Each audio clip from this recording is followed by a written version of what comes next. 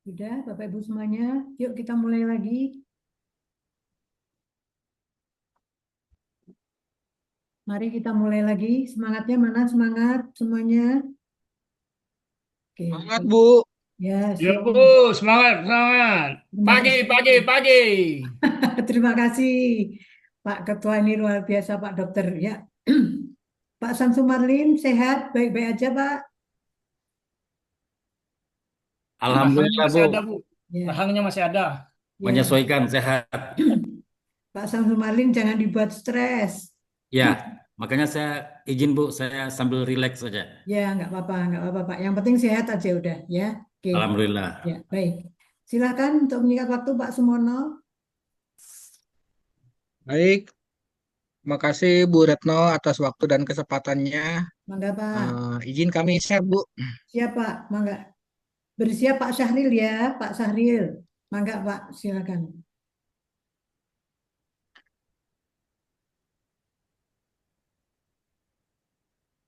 Sudah terlihat ya, Bu? Sudah Pak. Kalau berkenan slideshow Pak. Baik, terima kasih Ibu. Assalamualaikum warahmatullahi wabarakatuh. Waalaikumsalam Waalaikumsalam warahmatullahi warahmatullahi Terima wabarakatuh. kasih wabarakatuh. atas kesempatan yang diberikan. Mohon izin kami akan coba menyampaikan RPP kami sebagai tugas asinkronus 3 dan 4. Eh, di sini kami coba mengangkat terkait dengan penguatan efektivitas penanganan kasus pengawasan penataan ruang laut melalui penyusunan petunjuk teknis pada Direktorat Pengawasan Sumber Daya Kelautan. Kebetulan kami diberi amanah sebagai direktur di pengawasan sumber daya kelautan. Sebagai deskripsinya bahwa proyek perubahan ini kami bertujuan untuk meningkatkan efektivitas dan efisiensi penanganan kasus pengawasan penataan ruang laut dengan menyusun sebuah petunjuk teknis yang baku dan aplikatif. Juknis ini nanti akan menjadi sebuah acuan ataupun pegangan operasional di lapangan bagi teman-teman petugas pengawasan, baik di tingkat pusat maupun daerah, guna mengurangi disparitas waktu penyelesaian kasus dan yang pastinya adalah meningkatkan kepastian hukum serta tata kelola ruang laut yang berkelanjutan. Target akhir kami adalah penyelesaian kasus yang bisa kami selesaikan itu rata-rata 30 hari kerja dengan akurasi 95%. Dari sebelumnya yang berdasarkan hasil evaluasi itu masih sangat bervariasi, disparitasnya itu sangat tinggi antara 20 sampai dengan 180 hari kerja untuk penyelesaian sebuah kasus hasil pengawasan.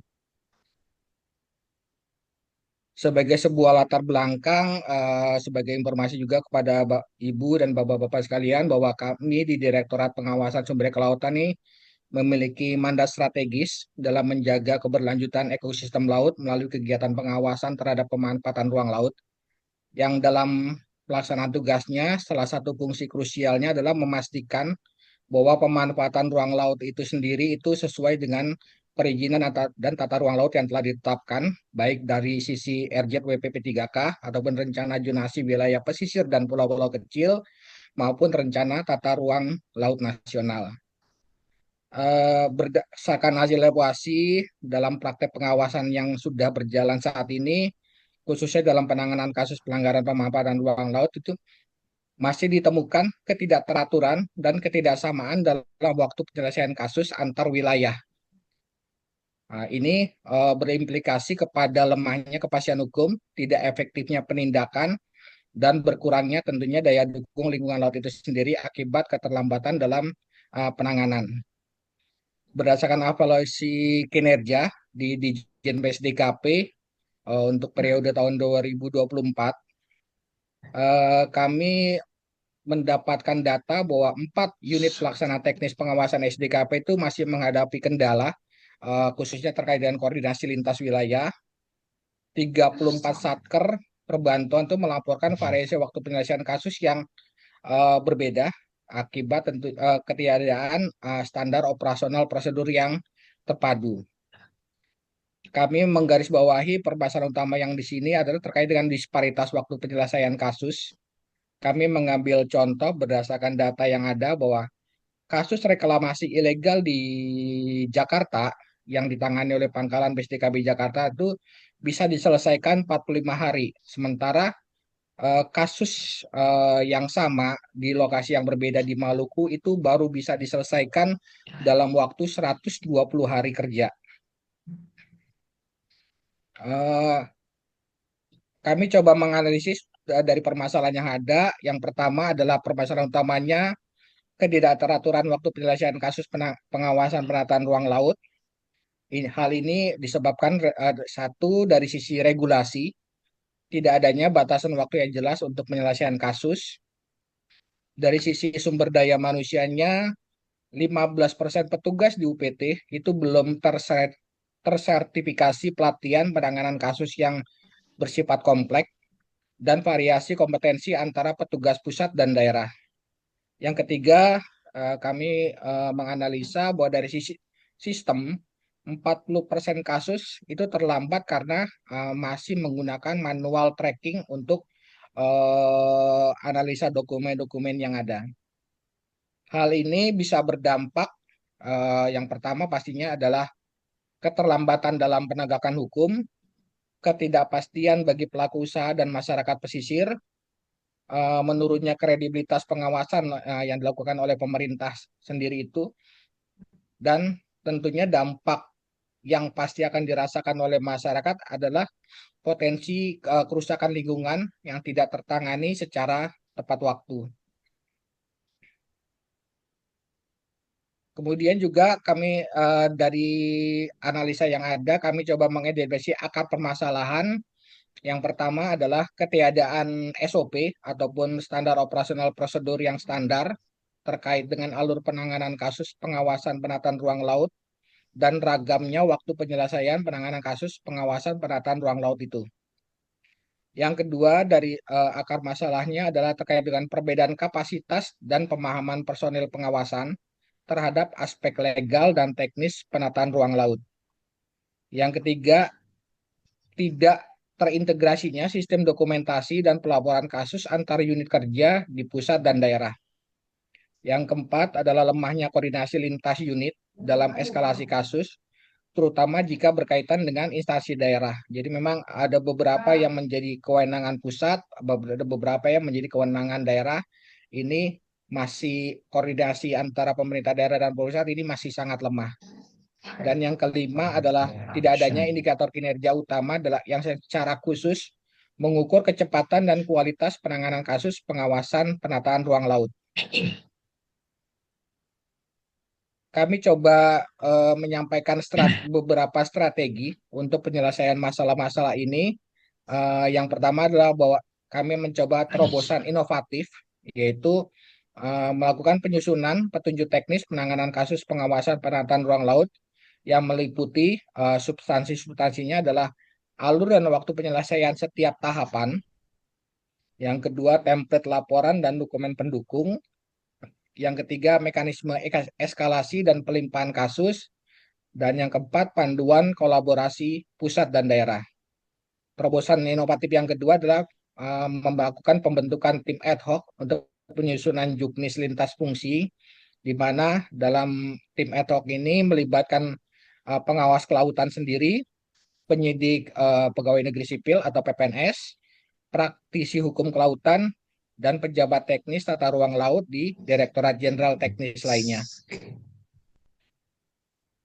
Untuk pentahapan rancangan proyek perubahan yang coba nanti akan kami susun, jadi mulai dari tahapan persiapan dan diagnosis, di mana kegiatan utamanya ini adalah analisis regulasi dan identifikasi kebutuhan. Ini akan coba kami timeline-kan di minggu pertama. Yang kedua, perumusan, itu penyusunan draft juknis berbasis FGD, dilakukan pada minggu kedua sampai dengan minggu keempat. Kemudian validasi data, eh, kita coba melakukan uji coba terbatas dan konsultasi publik untuk bisa melihat respon terhadap hasil rumusan yang telah disusun. Ini dirancang, di timeline kan di minggu kelima sampai dengan minggu keenam.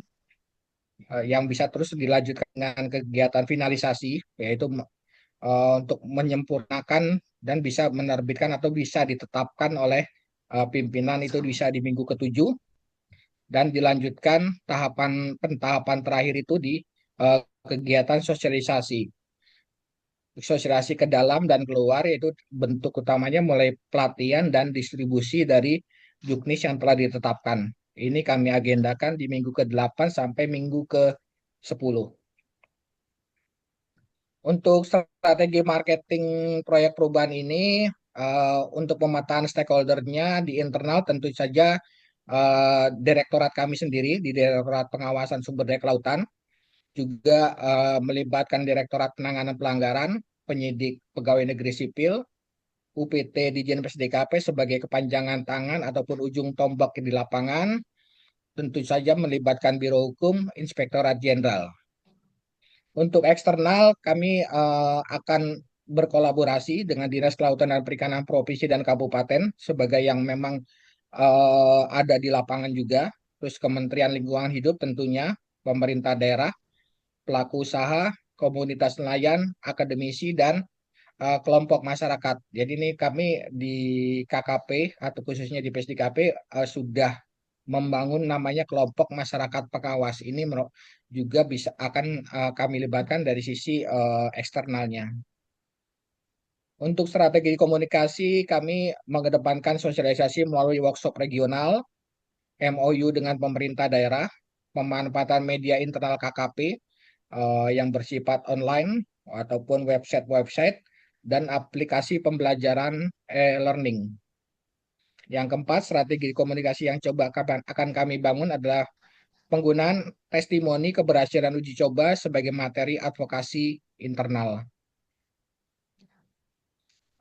Eh, untuk rencana mata pelatihan pendukung proper ini kami ada beberapa yang akan coba kami sebagai referensi. Yang pertama adalah hukum dan tata ruang laut.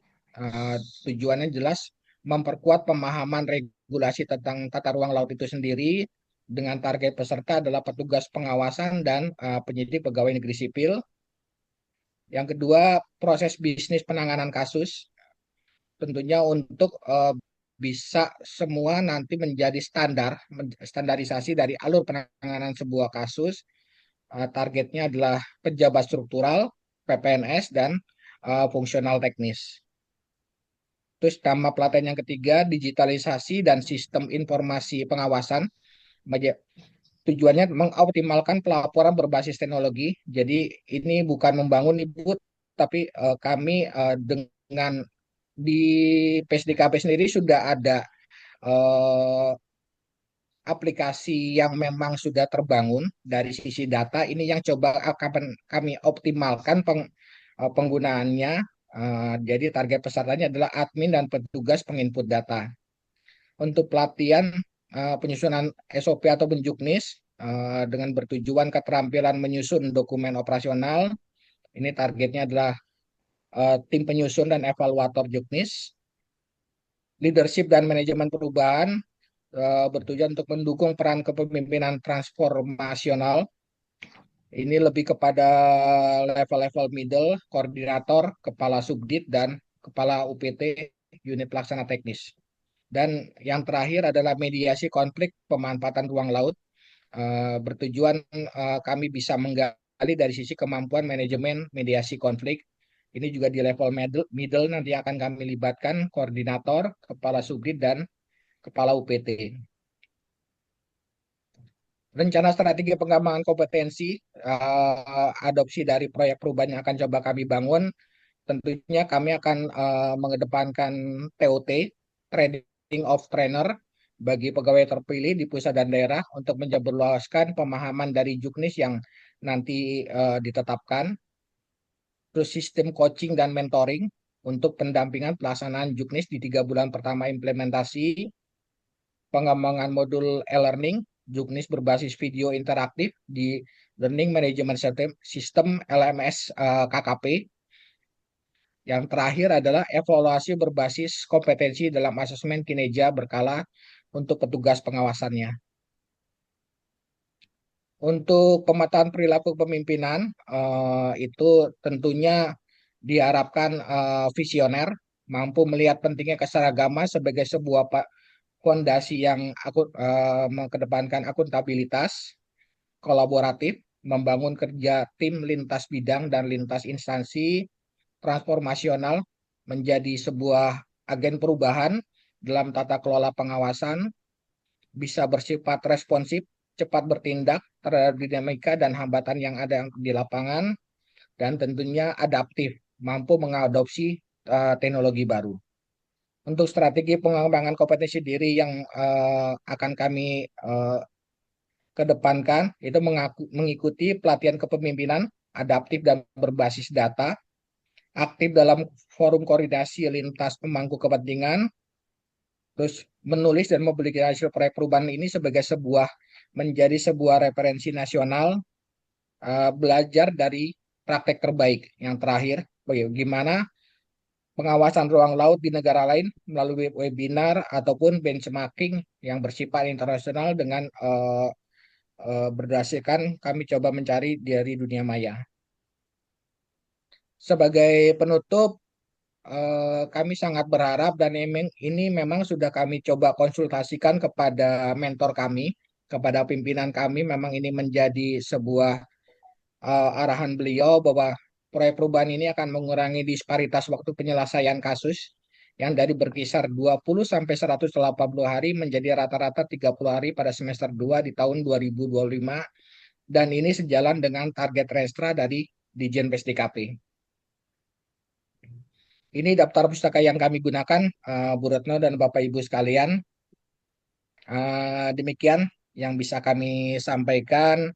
Mohon saran, kritik, dan arahan lebih lanjut. Demikian. Wabillahi taufiq walhidayah. Wassalamualaikum warahmatullahi wabarakatuh.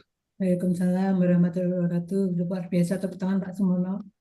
Pak, tapi saya gagal fokus di gambar terakhir ini Pak Sumono yang mana ya? Biru ya Pak? Ini Yang Bu, paling ganteng Pak di tengah Pak, Bu. Yang ganteng itu di belakang. Ya, Ah, beda ya. Kalau udah berseragam lengkap beda memang. Auranya beda. Ya, kalau sudah berseragam lengkap mah aura auranya baru muncul ya. Baik, Pak Sumono boleh kembali ke slide yang nomor 3.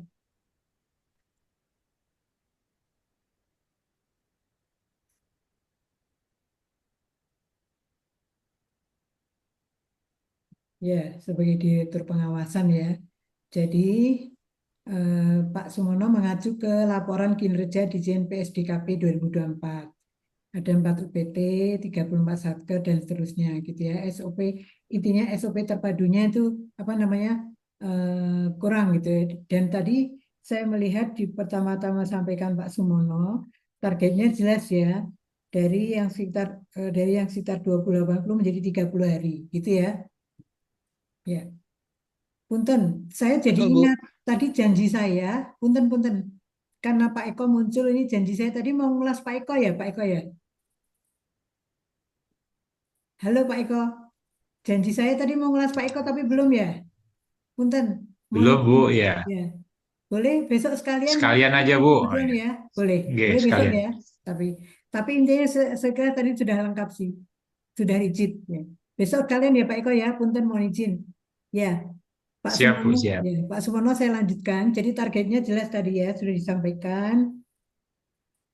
Dari penjelasan tadi saya berapa ya, yang semula berkisar antara 20 sampai 80 menjadi 30 hari ini ya. Ya, sebagai pembanding ini disampaikan ya. Baik. Ya, di gambar ini apakah ini Pak Sumono ikut mencabut pagar laut kasus yang ramai beberapa hari yang lalu? Ini saya Bu. Oh ya, alhamdulillah, betul. Luar biasa ya. Sebagai Direktur Pengawasan Sumber Daya Kelautan ini turun langsung nih, langsung. Ya, luar biasa. Baik. Karena pimpinan kami Pak Dirjen sendiri turun langsung juga Bu. Jadi memang sudah menjadi Oh, atensi nasional, dan ini memang harus kami segera tangani. ya. Alhamdulillah, eh, secara bertahap bisa kami selesaikan, Bu. Ya, ya, luar biasa. Baik, Pak, boleh punten slide selanjutnya, Pak. Lanjut, Pak. Yang slide keempat. Ya, permasalahan utamanya adalah regulasi SDM dan sistem, gitu ya. Dampaknya jelas ini ke laut, ketidakpastian dan seterusnya. Atas dasar itu, lanjut slide kelima, Pak Sumono, mangga. Ya, identifikasi akar masalahnya. Tadi terkait dengan probis berarti ini bicara SOP, kemudian kapasitas SDM dan terusnya, gitu ya. Tidak terintegrasi, koordinasi lemah, tidak ada indikator kinerja utama atau IKU. Ya, kalau tidak ada IKU itu mendasar ya Pak Sumono ya. Selama ini apa kemudian kalau tidak ada IKU-nya? Jadi izin Bu, ikunya ada yang sekarang kami ampu itu adalah meningkatkan kepatuhan sampai. Tapi Hmm. dari sisi timeline untuk Hmm. waktu penyelesaian ini belum secara spesifik terukur. Nah ini yang mau coba Hmm. kami kedepankan sehingga Hmm. kami selaku salah satu di pusat ini adalah regulator Hmm. menerapkan norma standar prosedur dan kriteria ini mencoba Hmm. menetapkan ini sehingga bisa seragam karena Hmm. penanganannya ini kan tidak hanya di pusat tapi Hmm. di seluruh Indonesia Hmm. Ya. dari Sabang sampai Merauke kami punya unit pelaksana teknis di lapangan yang memang sebagai ujung tombak. Nah, hasil evaluasi ini masih beragam nih Bu waktu Hmm. penyelesaiannya.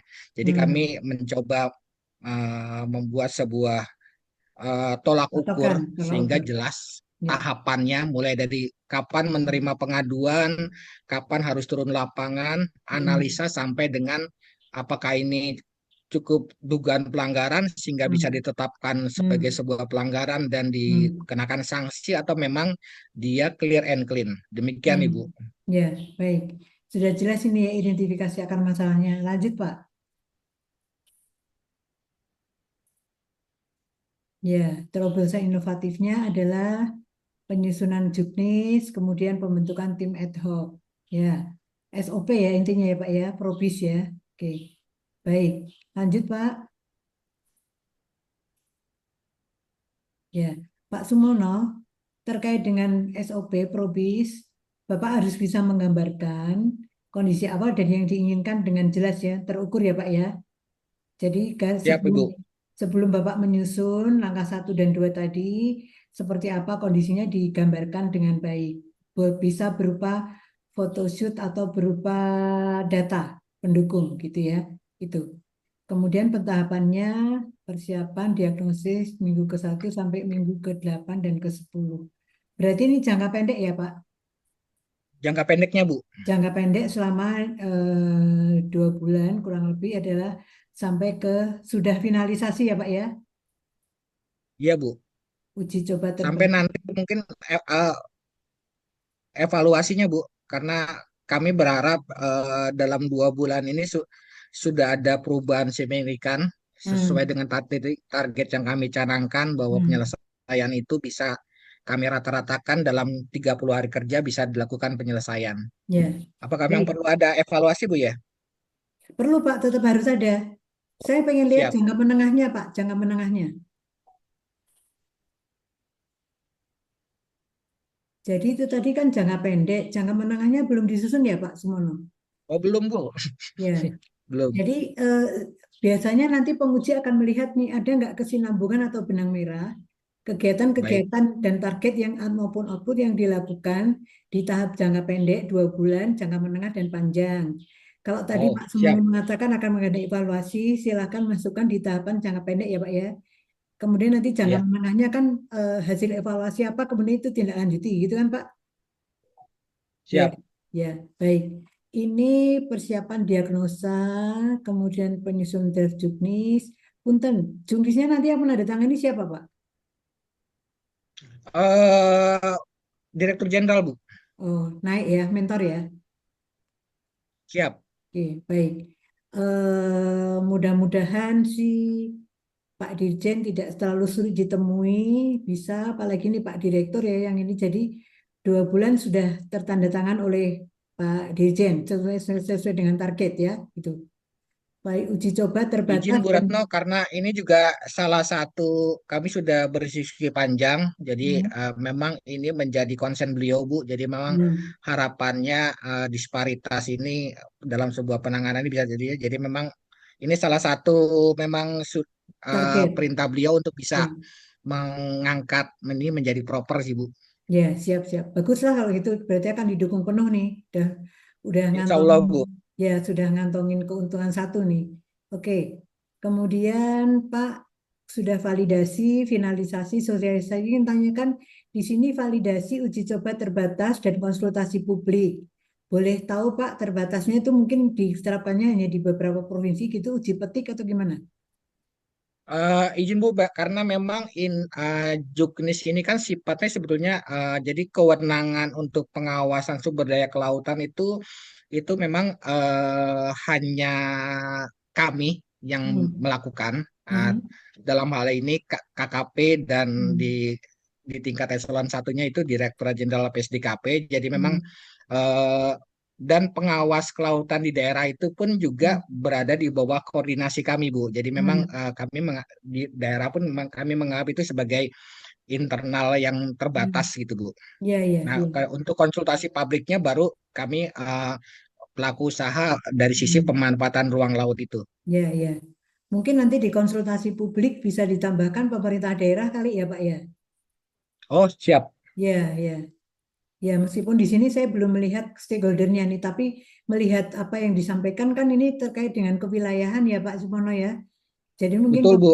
pemerintah daerah perlu dilibatkan di sini untuk uji petik ya. Barangkali konsultasi publik mereka bisa memberi masukan gitu. Supaya tidak terjadi seperti di mana kemarin yang baru heboh itu ya Pak ya, Pak Lurahnya atau siapa Tangerang, di Bu.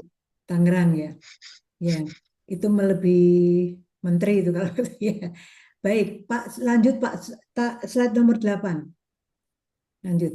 Ya, ini pemetaan stakeholder internal eksternal. Pak, mohon izin seperti yang saya sampaikan tadi, mungkin nanti disusulkan kalau sudah akan menjadi proper yang lebih untuk siap uji gitu ya. Mungkin pemetaan stakeholder perlu dibuat kuadran-kuadran peta stakeholder ya Pak ya. Oh, Supaya, baik.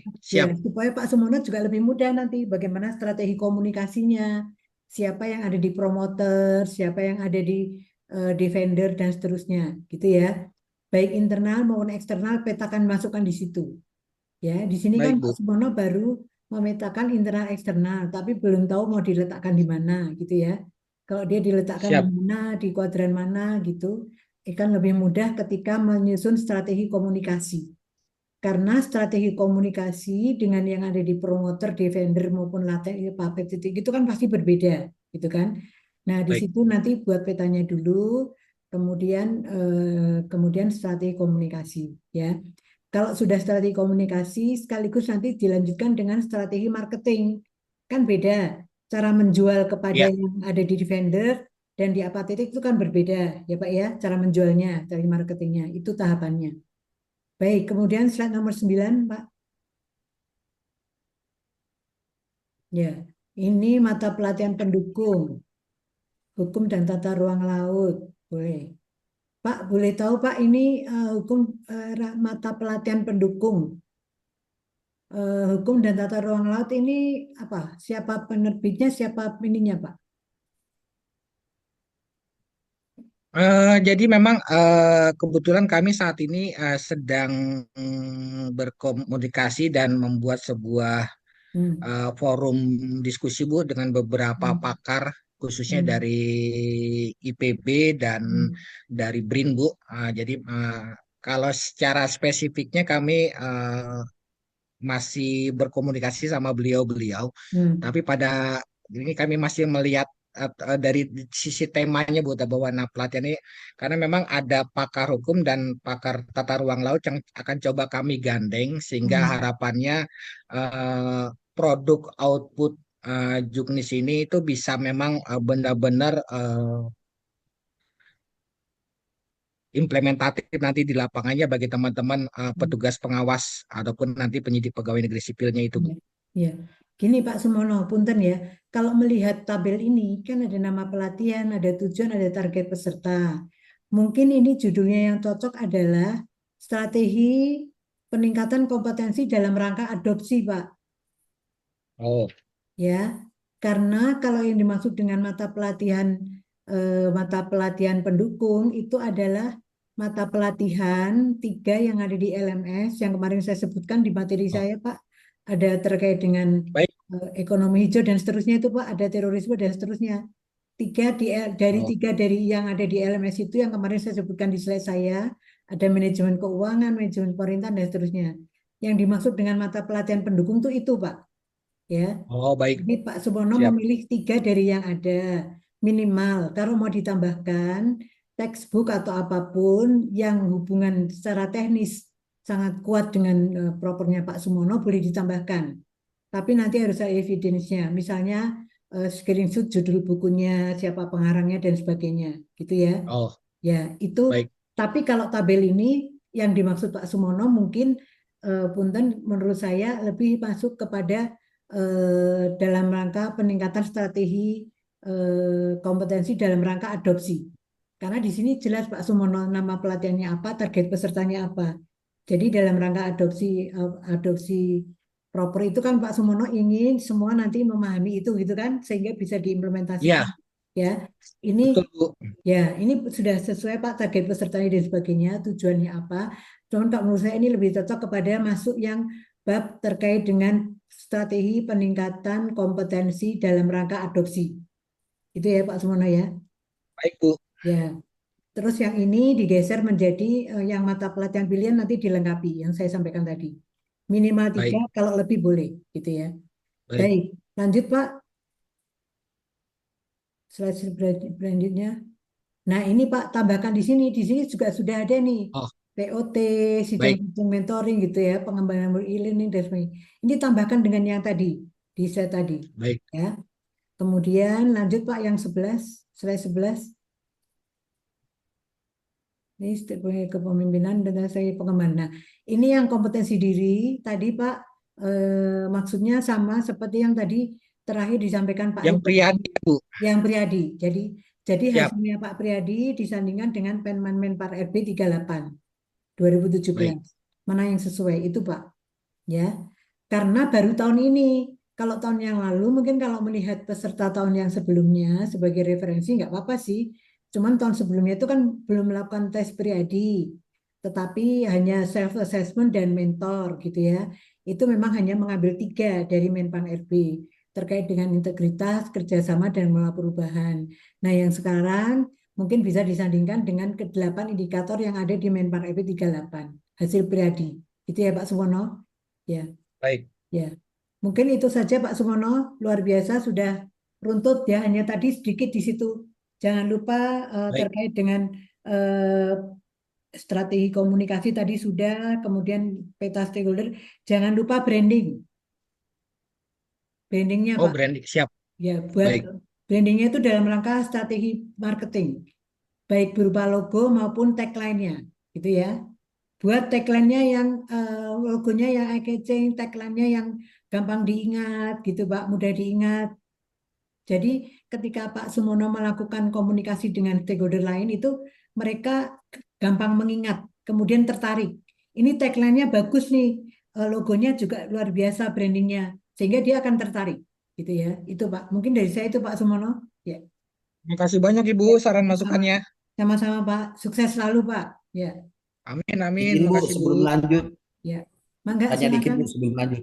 Ya, Ini Bu, mengenai masalah modul yang digunakan. Nah, setelah saya lihat tadi yang dikirim sama Ibu Rahma di link, nah kita ambil sesuai judulnya. Kalau kemarin kan yang Ibu paparkan itu kayaknya sesuai temanya. Jadi masing-masing tema itu ada berapa modul? Itu aja pertanyaan saya Bu. gimana gimana Pak? Modul? Izin Bu. Ah, terkait dengan modul yang digunakan, Ya. nah, kemarin kan Ibu sampaikan beberapa temanya, ada terkait Hmm. HAM, kemudian Hmm. teroris, Ya. pemerintahan, Yang di kemudian keuangan LMS, negara. 3 mata Ya, pelatihan pilihan. betul. Ya, oke. Ya, betul. Hmm. Nah, setelah saya lihat tadi linknya disampaikan oleh Bu Rahma dan Hmm. saya lihat beberapa modul itu saya download, Hmm. apakah kita sesuaikan dengan tema itu atau memang langsung ke judul modul yang akan kita gunakan? Saya kasih contoh untuk modul pemerintahan aja kalau tidak salah ada 6, kepemimpinan yang kolaboratif, kemudian ada lain-lain. Hmm. Eh, Cukup sesuai dengan bukan modul mata pelatihan ya Pak, mata pelatihan. Halo Pak Jumedil, Pak Jumedil, halo, Punten.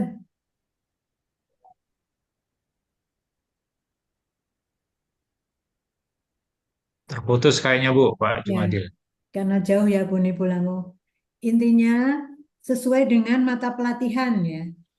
Enggak usah kedalamannya, cukup mata pelatihan besarnya saja. Ya. Yang di LMS itu Pak, intinya Bapak Ibu sudah buka LMS belum? Sudah, Ibu, Ya. sudah. Ya, jadi ada terorisme, ekonomi hijau gitu-gitu kan. Nah, sesuai yang di situ aja. Itu Bu. namanya mata pelatihan pilihan, gitu ya. Pak Jumedil, ini sambil menunggu Pak Jumedil bergabung kembali karena terputus. Silahkan tadi ada yang sudah request setelah Pak Sumono, Pak Syahril. Maka silahkan Ya, Pak Syahril. baik, makasih Ibu kesempatannya. Ya, maka Pak. Bismillahirrahmanirrahim. Assalamualaikum warahmatullahi wabarakatuh. Waalaikumsalam Selamat warahmatullahi wabarakatuh. siang, salam sejahtera bagi kita semuanya. Izin Ibu dan teman-teman semua, saya akan memaparkan rencana proper kami uh, terkait dengan ini salah satu tugas kami di Direktorat Pengelolaan Sumber Daya Ikan, Bu, di Kementerian Kelautan dan Perikanan, yakni memantau hasil tangkapan para pelaku usaha di laut. Nah, yang kami angkat di sini adalah kami mencoba mentransformasi tata kelola observer on board yang berkelanjutan dan profesional pasca efisiensi. Nah, perlu diketahui bersama bahwa observer on board ini atau biasa kita kenal dengan pemantau di atas kapal adalah orang yang saat ini dikontrak oleh pemerintah untuk membantu pemerintah di dalam melakukan pengumpulan data di atas kapal pada saat kapal sedang beroperasi. Jadi petugas ini mencatat seluruh aktivitas pelaku usaha di atas kapal, mencatat lokasi penangkapannya, jenis ikan yang ditangkap, mencatat kondisi cuaca pada saat kegiatan penangkapan, dan bahkan nanti juga mencatat data biologi panjang dan berat ikan yang ditangkap. Dan ini tentu saja harus memiliki orang ini harus memiliki kemampuan bekerja di atas di laut. Next. Nah, jadi pekerjaan pemantauan di atas kapal ini adalah tugas ataupun aturan yang ditetapkan yang namanya RPMO, Lembaga Pengelola Perikanan Regional. Ini yang dikelola khususnya tuna, Bu, dan Bapak Ibu semuanya. Jadi salah satu aturannya bahwa untuk melakukan kegiatan penangkapan tuna, setidaknya kalau menangkap dengan menggunakan alat tangkap tertentu itu diberi minimal berapa kapal yang harus dinaikkan observer. Misalnya long line itu minimal 5% operasional kapal itu ada observernya. Kalau itu adalah pursein, itu harusnya 100%. Setiap kapal yang berangkat harus ada observernya. Dan kalau kapal angkut itu 100%. Juga harus ada observernya terkait dengan pemindahan di laut atau transhipment. Nah, kemudian saat ini kita dianggap belum melakukan kegiatan ini dengan baik. Jadi ada setidaknya dua RPMO, yaitu ITC. ITC itu organisasi yang mengolah perikanan tuna di Samudra Hindia, dan CCSBT adalah organisasi yang mengolah tuna sirip biru di Samudra Hindia juga. Itu menyimpulkan bahwa kedua RPMO ini menyimpulkan bahwa pelaksanaan program observer ini belum berjalan bagus di Indonesia. Indikatornya adalah pertama, coverage data atau kapal yang dipantau itu masih terlalu kecil, masih di bawah 1%, yang seharusnya 5%. Yang kedua, datanya belum bisa digunakan karena masih banyak yang kurang dan seterusnya. Nah, dua hal ini yang paling perlu diperbaiki. Jadi yang pertama coverage-nya, terus masalah kapasitas observer itu sendiri. Jadi ini yang ke depan yang menjadi proyek perubahan kami. Dan yang paling penting, Bu, bahwa di proyek perubahan ini salah satunya transformasi yang mau dilakukan, kita itu selalu ditentukan ketersediaan anggaran. Karena observer ini dibiayai oleh pemerintah. Nah, kami sudah menghitung kalau ingin data dan jumlah coverage sesuai dengan standar RPMO, itu setidaknya kita butuh anggaran sekitar kurang lebih 35 sampai 40 miliar per tahun. Nah, sementara pemerintah itu hanya punya 7 miliar, Bu, per tahun. Nah, setelah efisiensi pemotongan anggaran kemarin, tersisalah kurang lebih 1 miliar. Nah, dengan kata lain, kita itu tidak cukup bisa membayar observer ini sampai dengan akhir tahun ini. Nah, sehingga ini perlu dilakukan transformasi agar pertama kita bisa menjawab permasalahan yang disampaikan oleh RPMO bahwa coverage-nya terbatas. Kemudian yang kedua, kita menjawab juga bahwa kualitas data dan kapasitas observer juga masih rendah. Itu kita bisa tingkatkan, dan yang paling penting adalah kita akan merubah pembiayaan observer ini yang semula menggunakan APBN dengan menggunakan non-APBN. Itu, Bu, tantangan yang kondisi saat ini dan yang harapannya ke depan yang kita mau lakukan. Nah, ini detailnya ya. Jadi rinciannya tadi terkait dengan kapasitas observer. Nah, terkait kapasitas observer ini pelatihnya, Bu, yang harus melatih itu harus dari lembaga yang dipercaya oleh RPMO. Ada namanya MREC, itu kebetulan berkantor di Inggris. Nah, MREC inilah nanti yang akan melatih observer itu. Jumlah observer kita saat ini, Bu, ada 68 orang, dan kalau mengikuti standar ini itu minimal 400, Bu, 400 orang. Dengan jumlah yang ditetapkan tadi. Nah, MREC ini biaya untuk pelatihan ini pakai standar dolar, Bu. Nah, satu hari mereka hitungannya per jam. Dan ini yang kami mau latihkan, ada beberapa sistem yang akan kami tawarkan, TOT mungkin. Ada beberapa observer atau orang-orang di kementerian yang akan kita latih menjadi orang yang akan di TOT. Nah, kemudian ini nanti akan melatih observer lainnya. Kemudian yang kedua, terkait dengan sistem validasi datanya. Jadi akan dibangun sistem yang lebih memudahkan ketika data ini lebih banyak masuk. Pemerintah harus menyiapkan sistem yang lebih cepat secara otomatis untuk menentukan data ini layak atau tidak layak untuk digunakan.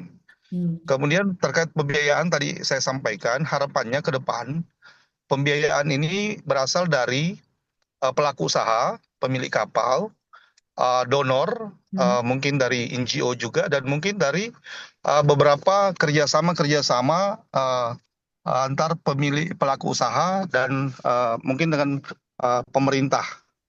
Jadi dari sumber-sumber pembiayaan tapi non APBN semua. Kemudian ada hal yang lebih penting lagi, karena ini terkait dengan pengolahan anggaran dari non APBN sehingga pemerintah tidak bisa mengolah lagi anggaran ini. Nah, jadi harus dibentuk lembaga khusus yang akan mengelola anggaran observer ini, termasuk yang nanti akan melatih, merekrut, dan menempatkan observer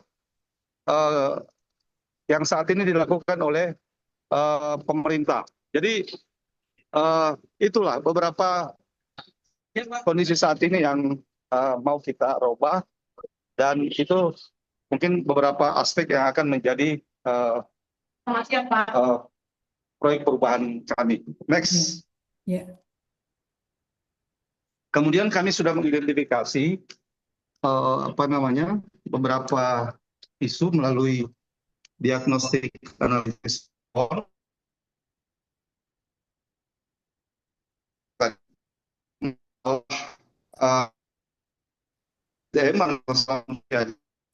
jadi saat ini Pak, putus-putus Pak, Bapak di kekurangan perjalanan observer ya? saat ini Punten putus-putus Pak Syahril. Bapak di perjalanan kah? di kantor, Bu. Kebetulan baru sampai, kami dari Bogor, jadi baru sampai kantor, Bu. Ya, siap. Mangga Pak. Lanjut. Suaranya masih putus-putus, Bu, ya? Masih. Sudah. Lanjut Pak. Sudah aman. Oke, masalah jumlah observer ini kami akan melakukan perekrutan sekaligus pelatihan. Nah, cuman supaya anggarannya tidak terlalu bengkak, kami berharap sisinya TOE dan pelatihan. Apakah itu kami akan mengirim observernya atau yang akan berperan sebagai pelatih ini ke luar negeri, ke Inggris, atau orang Inggrisnya atau Emreknya itu yang akan datang ke Indonesia untuk melatih beberapa orang ini, supaya lebih hemat. Kemudian yang kedua, penempatan. Jadi mulai proses perekrutan, kemudian pelatihannya, sampai dengan penempatannya, itu akan berubah 100% dengan kondisi saat ini. Dimana kalau saat ini semuanya dilakukan oleh pemerintah. Nah, ke depan ini semua dilakukan oleh pihak ketiga, atau nanti kita akan membuat lembaga baru, namanya apakah itu yayasan ataupun mungkin perkumpulan yang bisa mengelola anggaran untuk penempatan, pelatihan, perekrutan observer ini. Kemudian terkait dengan mesinnya, teknologinya, jadi ketika ini dijalankan, data akan masuk banyak sekali. Dan kalau ini menggunakan tenaga manusia untuk mensortir data ini, untuk memastikan data ini bisa digunakan apa tidak, bagus apa enggak, itu rasa-rasanya tidak cukup waktu, tidak memungkinkan, sehingga di dalam pelaksanaan ke depan ini juga perlu dibuat suatu sistem yang lebih memudahkan di dalam proses memastikan data itu bisa digunakan apa tidak. Kemudian juga yang paling penting, masalah materialnya itu saat ini memang pelaku usaha itu sering menghindari juga siapa yang mau dipantau itu kan, siapa yang mau diawasi. Nah, jadi seringkali ini menjadi masalah di lapangan ketika kita ingin menempatkan observer, ada yang ogah-ogahan, padahal ini sebenarnya jelas aturannya, mereka harusnya wajib menerima petugas yang akan ditempatkan di atas kapal. Kemudian juga yang menjadi masalah karena di dalam nanti pelaksanaan ini semuanya ditanggung oleh mereka, terutama terkait dengan biaya observer selama di atas kapal, makanannya, perlengkapannya, dan juga yang paling penting adalah uang layarnya. Itu semua ditanggung oleh pelaku usaha. Nah, sehingga ini juga suatu masalah apabila tidak terkomunikasikan dengan baik rencana ini. Kemudian partisipasi seluruh publik ini diperlukan. Jadi di dalam menjalankan ini banyak pihak yang saling terkait, dan ini tidak hanya terkait dengan masalah nasional, ini juga akan menjadi masalah internasional. Jadi nanti di dalam pelaksanaan ini kami akan banyak berhubungan dengan pertama tentu saja RFMO, kemudian pihak-pihak lain yang nanti pasar juga, karena yang menentukan observer ini adalah salah satu syarat untuk mendapatkan harga yang bagus, Bu. Mereka kalau ada observernya itu syarat untuk memperoleh sertifikat eco-labeling namanya. Ya. Kalau produk mendapatkan eco-labeling itu harganya bagus di pasar. Nah ini jadi kaitannya kemana-mana, sehingga komitmen seluruh pihak ini pun menjadi salah satu hal yang perlu diperhatikan, sehingga di dalam kegiatan ini ke depannya pun mungkin menjadi proyek perubahan kami yang mungkin menengah lah ya, perubahannya ini, yaitu bagaimana menghubungkan semua pihak ini, karena ini multinasional, semua terlibat, beberapa negara terlibat di situ nantinya.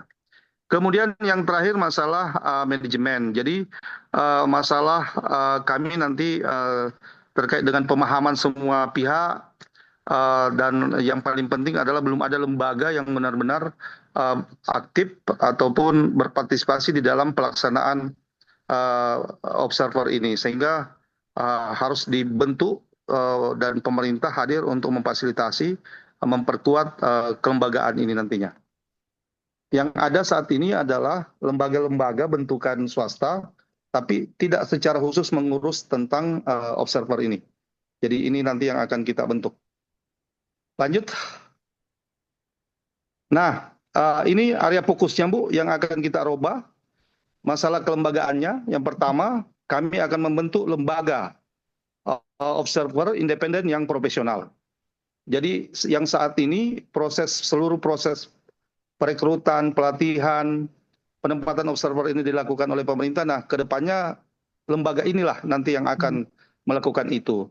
Kemudian terkait dengan kapasitas observer, ini nanti kami akan kerjasamakan dengan pihak RFMO dan MREC, tapi nanti seluruh pembiayaannya sudah melalui pihak ketiga, jadi tidak lagi oleh pemerintah, termasuk perekrutan observer baru yang kami sampaikan bahwa saat ini baru 68 dan yang kita butuhkan sebenarnya 400 apabila kita ingin memenuhi seluruh kebutuhan observer Indonesia. Jadi dan ini ke depan tidak lagi ditanggung oleh pemerintah dan biayanya memang lumayan mahal.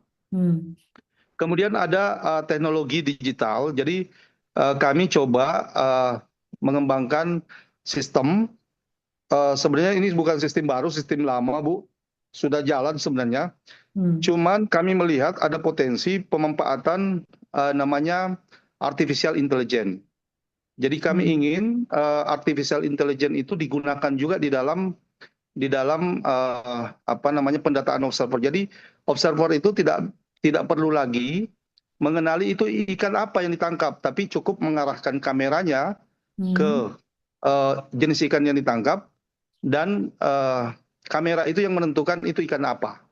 Jadi itu tingkat kesalahan misalnya observernya mungkin lagi mabuk di laut, nangkap ikan, yang bantu dia itu adalah aplikasi ini. Kemudian masalah pembiayaan ini 100% kita pemerintah tidak akan lagi ikut serta di dalam menanggung biaya perekrutan, pelatihan maupun penempatan. Paling biaya yang muncul di pemerintah itu hanya misalnya untuk menganalisis datanya. Jadi data yang masuk, melihat datanya udah sesuai apa tidak, karena datanya ini nanti akan langsung ke pemerintah. Jadi data yang dihasilkan itu tetap menjadi tanggung jawab ataupun milik pemerintah. Kemudian tadi masalah kepatuhan, penempatan observer, masalah hubungan dengan para pihak itu perlu tetap dilakukan sosialisasi, edukasi agar kegiatan observer ini bisa dijalankan di lapangan. Ini area fokus kami yang akan kami coba tuangkan nantinya di dalam proyek perubahan ini. Lanjut.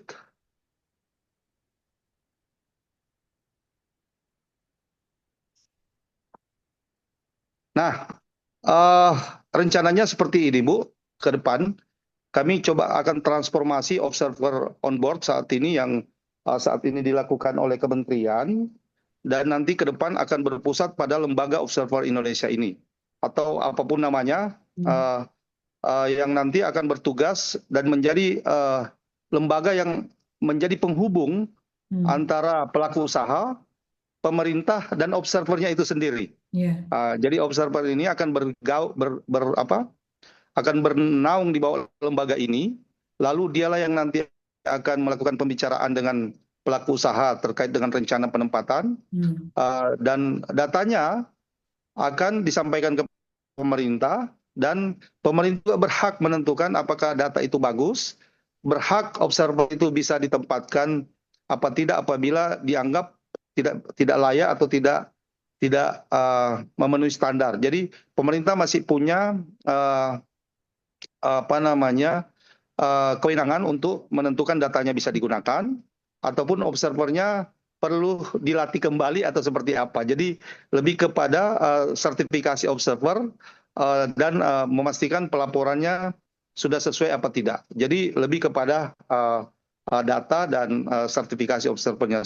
Sementara yayasan ini semuanya pembiayaan, proses pembiayaan, proses penempatan, proses perekrutan semuanya di lembaga ini, termasuk kerjasama dengan internasional nantinya.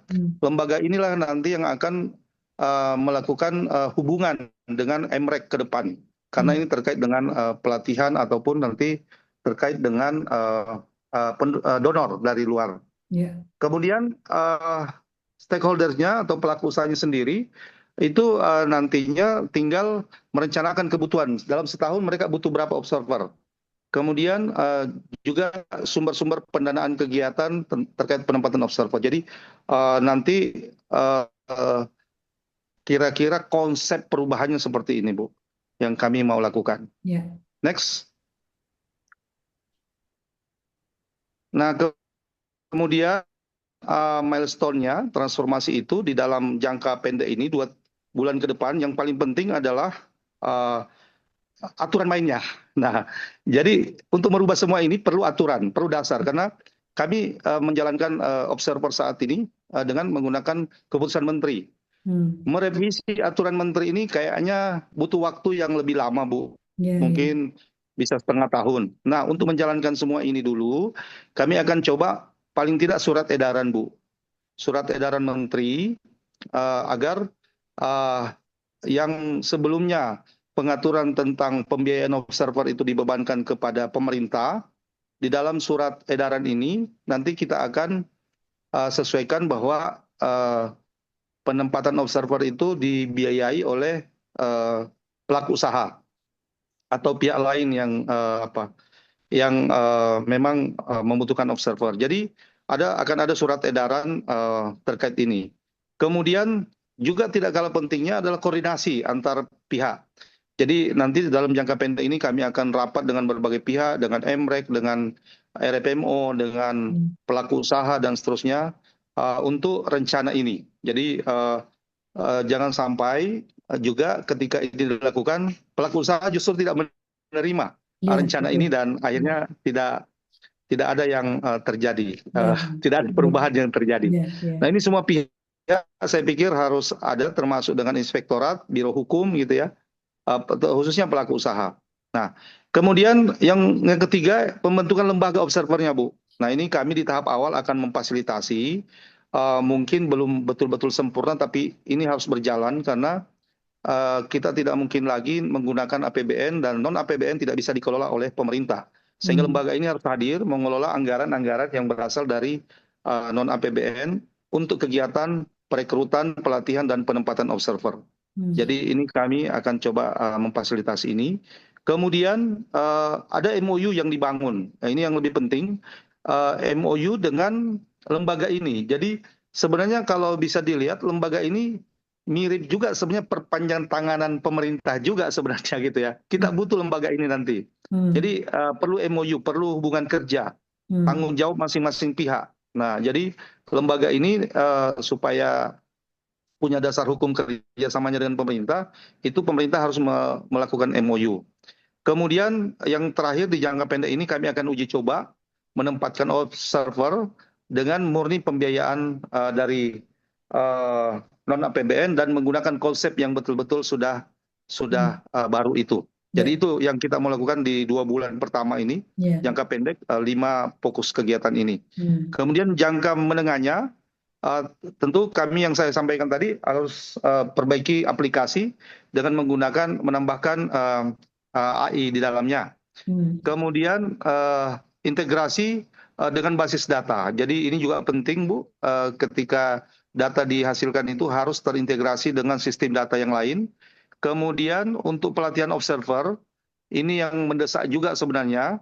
Kami sebenarnya pengen juga di dalam waktu dekat, cuman kayaknya 2 bulan rasa-rasanya belum bisa. Hmm. Tapi ini yang akan kami lakukan karena standar kompetensi ini salah satu yang diminta oleh RPMO untuk dinaikkan standarnya Hmm. sesuai dengan standarnya mereka. Dan biayanya ini relatif mahal, Bu. Jadi Hmm. mereka itu hitungannya dolar kalau kita gaji nih Iya, iya, mereka ini. Dan iya.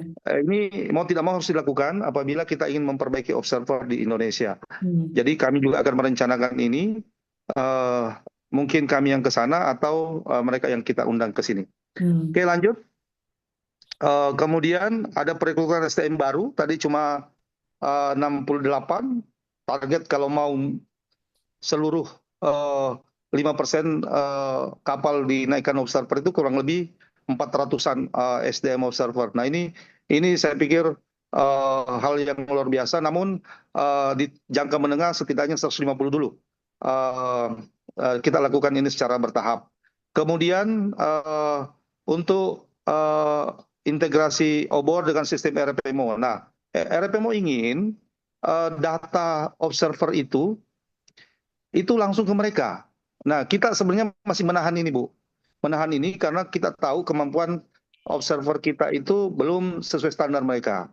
Khawatir data yang langsung ke mereka itu datanya mentah semua. Sehingga saat ini data itu masih kami simpan dulu di KKP, kami sortir dulu mana yang sesuai itu yang kami teruskan, yang tidak bagus kami tahan. Nah, karena ini mengatasnamakan negara gitu. Apabila kita tidak hati-hati di sini, ini menyangkut nama baiknya negara. Ya. Jadi betul-betul harus hati-hati. Kemudian juga pengembangan lembaga observer. Jadi karena ini semakin ke depan, kami yakin dana yang dikelola lembaga ini semakin besar, sehingga lembaga ini harus semakin diperkuat. Jadi nanti kami juga akan menghubungkan lembaga ini, kebetulan perhatian negara-negara donor terhadap pengembangan observer ini sangat besar. Jadi kami juga akan mencoba memfasilitasi lembaga ini agar mendapat banyak dukungan donor dari luar. Kemudian yang terakhir, jumlah observer terpenuhi tadi kami latih lagi 150. Jumlahnya sudah sesuai dan kami akan menempatkannya di seluruh pelabuhan-pelabuhan di Indonesia. Itu mungkin, Bu, beberapa rencana milestone kami, baik jangka pendek, menengah, dan jangka panjang. Demikian, mohon arahan Ibu. Demikian, terima kasih. Assalamualaikum warahmatullahi wabarakatuh. Waalaikumsalam warahmatullahi wabarakatuh. Pak Syahril, luar biasa gagasannya ya. Saya salut, luar biasa, bagus banget gitu ya. Pentahapannya juga sudah tertata rapi, sistematis gitu ya. Hanya mungkin nanti kalau besok sudah masuk ke coach perlu ditata sesuai kaidah-kaidah proper gitu ya. Stakeholdernya seperti apa dan sebagainya perlu dipetakan, strategi komunikasi, strategi pemasarannya. Tapi substansi utamanya sudah kepegang, sudah bagus menurut saya gitu ya.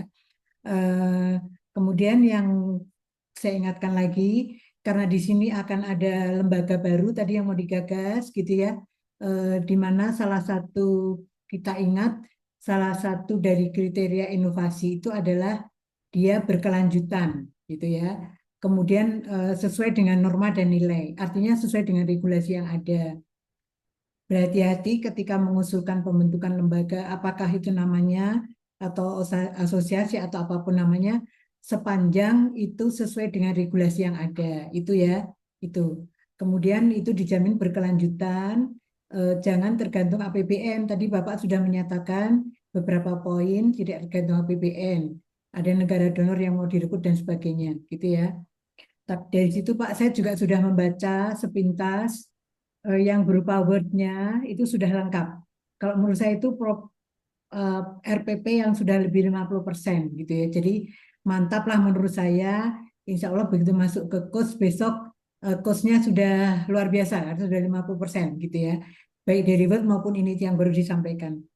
Kemudian tadi Pak Makasih Ibu, makasih. ya, Pak Syahril terkait dengan yang baru disampaikan tadi dipaparkan, boleh ditayangkan lagi Pak? Boleh di-share lagi Pak tayangannya? Ya, ya. Yang slide nomor 7. Ya, area fokusnya adalah ini, aksi konkretnya sudah jelas ada tahapannya ini ya Pak ya. Kemudian ada pelatihan teknis dan sebagainya. Mungkin ini nanti yang perlu diuraikan di dalam bab-bab terkait dengan strategi peningkatan kompetensi dalam rangka adopsi. Ya, tadi yang saya sampaikan pada Bapak Ibu terdahulu. Gitu ya Pak Saril. Ini yang mungkin perlu. Tapi ini sudah Baik Ibu. jelas aksi konkretnya pembentukan lembaga. Tadi jangan sampai harus sesuai dengan regulasi. Pelatihan teknis sertifikasi, oke, ini masuk ke untuk kapasitas observer gitu kan. Kemudian pengembangan aplikasi. Kalau ini bukan aplikasi baru, tapi sifatnya pengembalian, pengembangan, terintegrasi seperti Pak Sari terangkan itu boleh. Tapi kalau ini merupakan aplikasi baru, jangan, gitu ya. Kemudian ada sistem monitoring data real time, bagus, pembiayaan kemitraan publik swasta. Berarti ini ada penerapan terkait dengan agenda 3, kerjasama dengan swasta, gitu ya Pak ya. Kemudian mengembangkan serikat bersama dengan NGO dan industri. Sosialisasi edukasi ya tahapannya sudah bagus sih Pak menurut saya. Boleh kembali ke slide nomor 5 dan 6. 5 dulu. Ya, Pak Sahril terkait dengan pengkondisian identifikasi gap, kalau boleh didukung dengan data. Didukung Baik. dengan data ya Pak ya. Misalnya Bapak menggambarkan kondisi saat ini jumlah observer berapa gitu ya. Belum sesuai ketentuan. Ya. Itu seperti apa? Belum sesuai Ya. ketentuannya. Misalnya ketentuannya ABCDE gitu. Misalnya Ya. ketentuannya harus memenuhi kriteria 7, tapi masih menurut kriterianya baru 4 misalnya gitu. Ya, Ya. itu kita dukungnya. Validasi data belum sepenuhnya standar terintegrasi seperti apa nanti ada datanya gitu ya. Kemudian pembiayaan digambarkan, teknologi digital juga sama, manajemen program, koordinasi dan seterusnya, kelembagaan, teknologi digital, sosialisasi edukasi masih terbatas. Sosialisasi terbatas itu maksudnya seperti apa? Nanti mungkin didukung data ya Pak ya. Misalnya Baik Ibu. sosialisasi regulasi baru dilakukan setahun 1 tahun 1 kali misalnya gitu. Sementara yang ideal adalah 1 semester 2 kali misalnya gitu. Jadi ada ukurannya jelas gitu ya, indikatornya jelas, ukurannya jelas. Kemudian manajemen program, koordinasi komunikasi belum maksimal. Yang dimaksud belum maksimal seperti apa gitu. Misalnya selama ini koordinasi komunikasi dilakukan 1 tahun 1 kali. Idealnya tiap 3 bulan sekali misalnya gitu. Jadi tahu perkembangan keadaan. Gitu-gitulah Pak intinya ya. Yang Baik, baik Ibu. Siap. Ya. Kami lengkapi Bu. Ya, itu. Kemudian yang nomor 6, ini Pak nomor 6. Slide nomor 6 terkait dengan fishbone, tolong dilengkapi yang ada di kepala ikan itu apa, gitu ya Pak ya. Ya itu Oke. perlu, karena kita perlu tahu apa nih masalah utama yang mau dibedah sama Pak Sahril gitu kan. Gitu. Oh yang apa itu nanti ditulis di kepala ikannya ya Pak ya. Ya.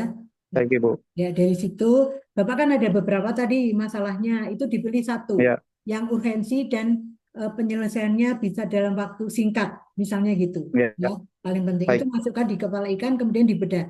Tadi ada metode, people, machine dan sebagainya. Ini kan masalah, akar masalahnya kan yang kecil-kecil itu Pak. Ya, ada kurangnya kesadaran dan seterusnya. Oke, lanjut. Yang ketujuh tadi sudah saya sampaikan, slide 7, slide 8, ya 8 ya ini bagus Pak ininya apa namanya sudah menggambarkan konsep transformasi observernya. Lanjut slide 9, ya kegiatan output keterangan. Ini juga sudah rinci Pak menurut saya milestone-nya Bapak sudah rigid dan apa namanya sudah runtut ya. Artinya ada kesinambungan benang merah antara jangka pendek, menengah, dan panjang gitu Pak. Itu. Baik, slide 10 jangka panjang ya Pak. Ya. Ya, Pak Sahril, itu mungkin yang bisa saya sampaikan. Luar biasa, sudah sangat Terima kasih, Ibu. skornya sudah sangat siap gitu ya. Perlu dilengkapi tadi beberapa catatan saya. Siap. Pak. Kami lengkapi, Ibu. Makasih Baik. banyak, Ibu. Ya. Jangan lupa terkait dengan strategi peningkatan kompetensi diri yang dihubungkan dengan hasil Priadi ya Pak ya. Hasil Baik, Bu. ya, itu jangan lupa. Baik, Ibu. Oke, baik. Terima kasih Pak Syahril, Bapak Ibu semuanya. Terima kasih, Ibu. Bapak Ibu semuanya, sebelum Pak Syahril apa namanya mengakhiri, apakah ada yang mau memberi masukan pada beliau? Silakan. Atau mau bertanya, boleh. Silakan, mangga.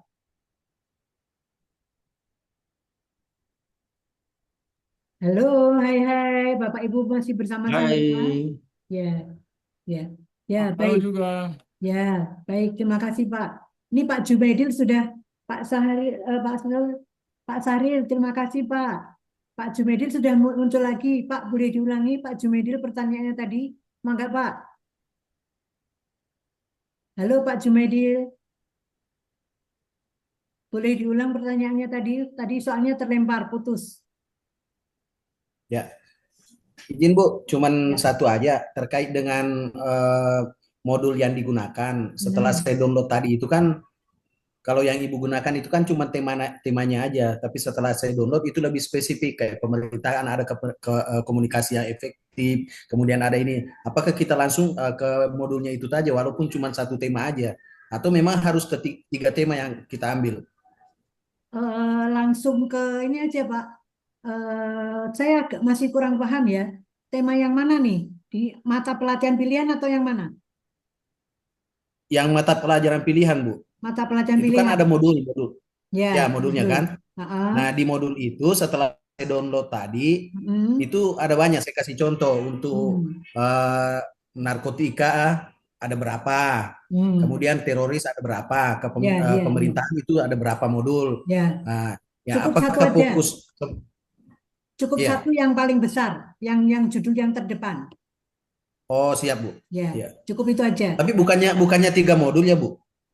3, tetap 3, tetapi 3 itu beda-beda Pak. Misalnya tadi narkotika kan di breakdown lagi ada beberapa, gitu Pak. Ya. Itu ambil saya Ya, narkotikanya aja. Kemudian ketika komunikasi manajemen pemerintahan mungkin di breakdown ada beberapa. Bapak ambil manajemen pemerintahan saja, ya. Tapi itu ada 3, gitu Pak. 3 itu dari situ aja. Bapak manajemen pemerintahan, misalnya ekonomi hijau atau apa gitu, ya. Siap, Jadi paham Bu. nggak usah di kedalamannya. Ya. Ya, oke. Makasih Bu. Ya. Cuma nanti tetap dijelaskan ya, mata pelatihan pilihannya tetap dijelaskan. Keterkaitannya dengan propernya Bapak Ibu itu apa, mengapa yang diambil itu gitu. Gitu ya. Itu. Ya, terima kasih Pak Jumaidil. Bapak Ibu semuanya, masih 15 menit lagi. Sebelum ada mungkin satu lagi, saya perlu mereview dulu dari yang awal tadi ya. Dari yang awal tadi saya mengingatkan kembali untuk ada statement di latar belakang atau dimanapun nanti disampaikan bahwa proper Bapak Ibu ini keterkaitannya adalah dengan tema atau subtema, gitu ya, disampaikan di latar belakang. Tadi saya lupa menyampaikan ini dari awal pagi, ya. Tolong itu tetap disampaikan keterkaitan dengan tema maupun subtema. Sekali lagi seperti saya sampaikan kemarin, boleh terkait dengan tema nasional, dengan tema angkatan maupun subtema angkatan. Boleh dengan satu dari Atacita. Itu dituangkan di latar belakang. Ada penjelasan terkait dengan itu. Gitu ya Bapak Ibu ya. Oke. Ada lagi pertanyaan Bapak Ibu yang lain? Ya. Silakan Bapak Ibu kalau ada yang mau berkenan untuk paparan lagi sepintas dengan waktu yang masih tinggal 14 menit. Silahkan mungkin Bu Wening, Pak Tony yang baru bisa bergabung, tadi katanya terlempar-lempar terus, silahkan. Boleh, Bu. Mangga Pak Tony, Singkat aja, Bu ya. silahkan Pak Tony. Ya, Bu. Bandung Barat baru hujan kah? Kenapa terlempar terus? Enggak, Bu, di sini enggak tahu. Tapi yang lain, kebetulan saya ada dua ini, Bu. Sama bikin ini lancar, tapi pas di Zoom itu crowded gitu, Bu. Seperti kayak jaringannya penuh. Oke, ya. Silakan Pak Tony. Ya, minum dulu, minum Ya, dulu. Bu.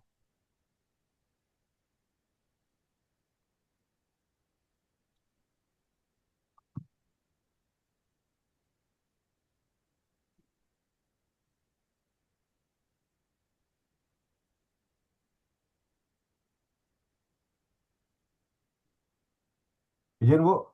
Ya, Jadi yang rencana saya, jadi pada awalnya, Bu, terus terang saya pribadi bingung karena semuanya sudah ada, jadi perlu diketahui juga, Bu. Kalau kami ini menjadi rujukan dari pusat, kalau misalnya ada yang studi banding itu banyak yang ke kami, Bu, terkait dengan sistem yang udah di kami. Terakhir itu dari Kabupaten Minahasa Utara itu dari mulai sekda sampai camat itu datang semua, Bu, untuk studi banding pada kami. Nah, dari yang ada ini di kantor kami ini yang belum ada itu adalah RSD, Bu, Rencana Strategis Investasi Daerah. ya. Jadi di sini memang tidak ada. Nah, ini menjadi acuan kami setelah saya lihat ini ada dua memang, Bu, persoalan, tapi saya memilih RSID karena ini punya peran strategis. Gitu, Bu. Kemudian juga di sini merupakan sistem pendukung untuk keputusan investasi digital dalam mengambil keputusan yang lebih terukur itu kemanfaatnya. Kemudian juga kita ada dilakukan juga suatu forum konsultasi investor untuk menarik minat dan memfasilitasi investasi. Jadi itu kegunaannya, Bu, dari penyusunan dokumen RCD, kemudian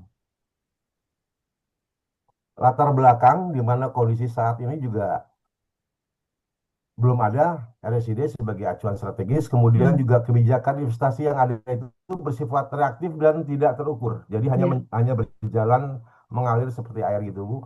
Kemudian data potensi investasi tersebar dan tidak terintegrasi. Kemudian dampak negatifnya, rasa investasi hanya mencapai 70% dari target yang dituangkan dalam RKPD. Juga menunjukkan perlunya perubahan signifikan dalam pendekatan investasi. Kemudian dari kesesuaian tema, proyek ini mendukung Asta Cita Poin 2, ekonomi hijau, dan selaras dengan subtema PKN 6 tentang efisiensi birokrasi. Kemudian analisa penyebab tidaknya SDD, kita pakai diagram tulang ikan, cuman saya tidak sempat untuk membuat alurnya.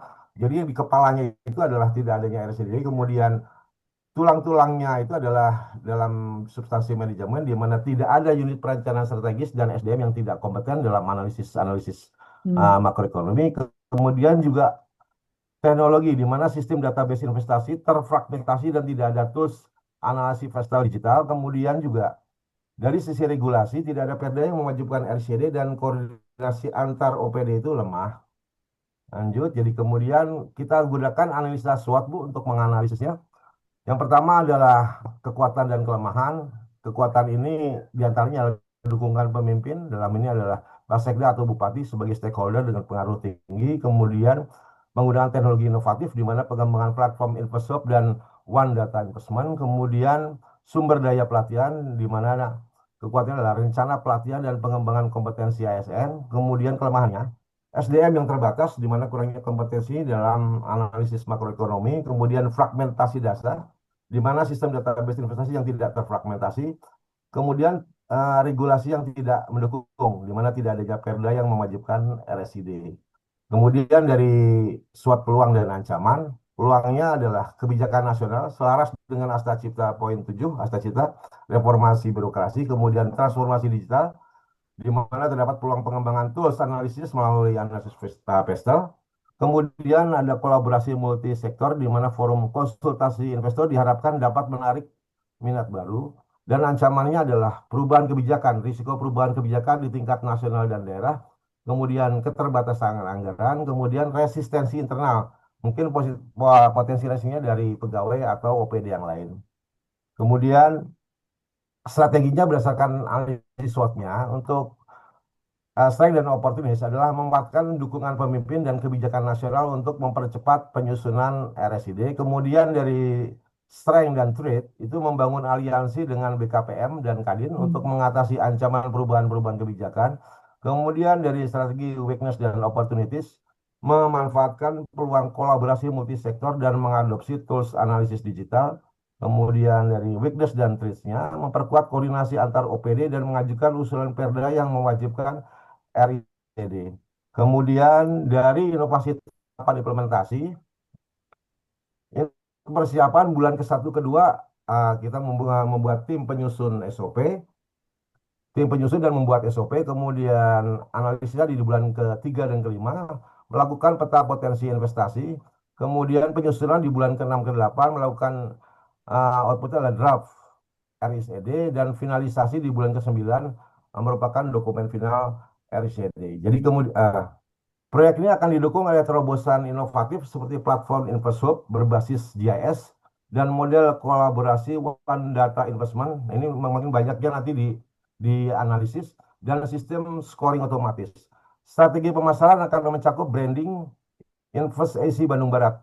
Juga kita akan melakukan roadshow ke 5 kota besar serta penggunaan platform digital dan investor gathering. Selanjutnya, untuk jangka menengah, tahap pertama di bulan 1 ke-2 tahun pertama adalah melakukan revisi dokumen RSID versi 1.0, kemudian juga melakukan platform dari analisis pastel yang terintegrasi.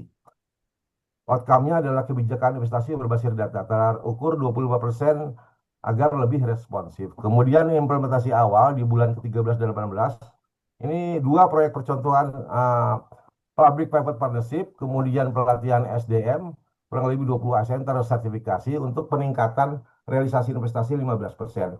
Kemudian yang ketiganya, evaluasi dan penyempurnaan di bulan ke-19 sampai 24. Ini laporan evaluasi tahunan dan RICD versi 1.1 atau revisi, di mana outcome-nya itu untuk penyesuaian kebijakan berdasarkan feedback investor. Kemudian untuk jangka panjang di 5 tahun, tahap pertamanya ini konsolidasi sistem, di mana outputnya itu untuk integrasi RICD dengan SIPD, SPBE Bu maksudnya ini, SPBE nasional. Kemudian aplikasi InvestHub versi 2.0 yang sudah direvisi. Kemudian ekspansi kolaborasi tahun keempat, diharapkan kita mendapatkan 10 proyek P3, Public Partner Partnership yang terrealisasi. Kemudian juga kita mengadakan forum investor tahunan. Kemudian tahun kelima, kita juga melakukan revisi RICD yang versi 3.0 berbasis AI. Kemudian diharapkan kita mendapatkan sertifikasi ISO 37000.1.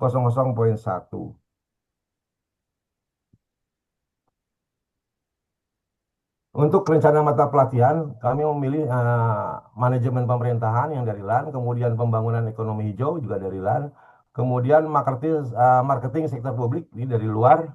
Kemudian untuk pengembangan kompetensi, kami melakukan pelatihan digitalisasi untuk staf DPP TSP, kemudian juga workshop kolaborasi dengan akademisi, entah itu dari UNPAD, ITB atau UI. Kemudian untuk pemetaan sikap kepemimpinan, Bu, seperti yang tadi Bu sampaikan di Priadi, untuk saya sendiri cuma ada 2, Bu. Di mana di situ tuh saya satu tuh apa yang kemarin bilang kurang romantis gitu Bu. Talk mall kalau orang sudah bilang gitu kan. Terus satunya lagi terlalu perfeksionis. Mungkin itu Bu yang bisa kami sampaikan. Terima kasih Bu. Ya, baik ya, baik. Pak Tony, sudah rigid sih ya rencananya, gagasannya sudah bagus, luar biasa. Hanya saya perlu penjelasan terkait dengan tahapan, Pak. Ya Milestone. Bu. Ya. Di sini yang jangka pendek, Pak. Ya, di Ya. sini kan 1 sampai 2, bulan ke-1 sampai 2 Bapak persiapan, menyusun tim Betul. penyusun, kemudian ada SOP. Padahal waktu Bapak itu kan hanya 2 bulan off kampus. Ya. Betul. Ya, apakah dalam waktu 2 bulan off kampus itu kegiatannya hanya kemudian hanya terkait dengan tim penyusun dan SOP, bisa tidak ditambah kegiatan lain? Kalau misalnya yang bulan di sini analis, penyusunan, finalisasi dan sebagainya diselesaikan dalam 2 bulan, bisa tidak Pak Tony? Kan gini Bu, ini kan terkait anggaran masalahnya Bu, terkait anggaran apa tidak? Kalau bisa tidak terkait anggaran, seandainya ini bisa, karena gini Bu, kekhawatiran saya begitu ini kan tahapannya ke implementasi. Tak kala diperiksa, Pak Tony dapat dari mana ini bisa nyusun kajian apa? Ini RCD gitu loh Bu. Itu yang saya jaga. Saya juga bingung Bu terus terang Bu. Hmm. Jadi bingung kemarin itu saya mau berpikir. Jadi terus terangnya tadi malam itu berpikir keras antara dua. Apakah saya membuat review yang sudah saya sampaikan ke Ibu untuk mereview kebijakan dari pusat, Mm-mm. atau yang sesuatu yang memang betul-betul baru yang tidak ada di kami Bu. Hmm. Cuman tadi benar Ibu tanyakan, saya juga bingung ke sana Bu. Untuk Hmm. dalam waktu 2 bulan, kalau secara kemampuan ini swasta, saya sanggup berani Bu. Tapi kalau kami selaku birokrat itu kan terikat dengan regulasi yang kaku gitu loh Bu. Malah Hmm. kadang-kadang saya bingung, misalnya nanti ini diimplementasikan, tentunya akan bertanya pimpinan ini, Pak Tony dapat dari mana kalau misalnya 2 bulan? Sebetulnya sanggup Bu.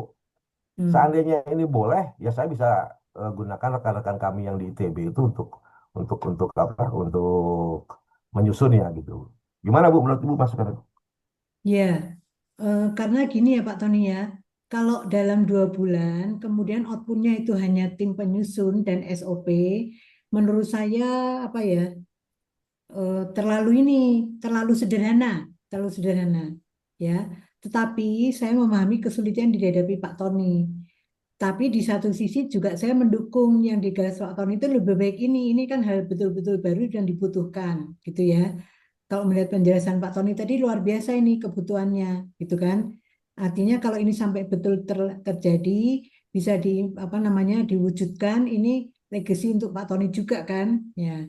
Betul Menurut Bu. saya gitu, ya. Atau gini Bu, kalau sampai disusun, sampaikan ke draft, dimasukkan ke dalam perubahan anggaran gimana Bu?